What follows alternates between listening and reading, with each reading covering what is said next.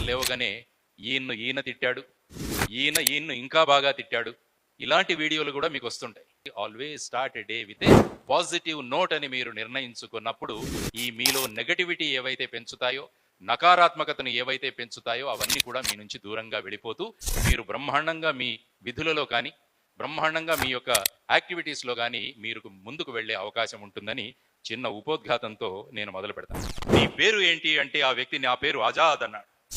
నీ ఇల్లు ఎక్కడా అని అడిగితే జైలు నా ఇల్లు అన్నాడు.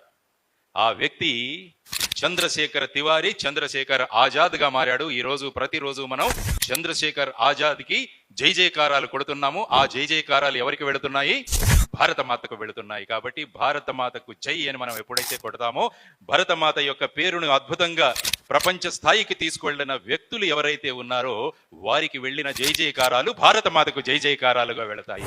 మిమ్మల్ని ఉరి తీస్తాము అంటే మమ్మల్ని ఉరి తీయకండి, మమ్మల్ని తుపాకీతో కాల్చి చంపండి అన్నారు ముగ్గురు.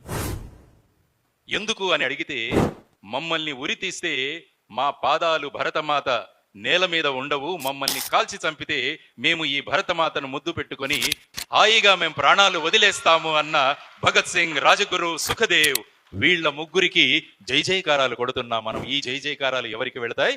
భారతమాతకు వెళతాయి.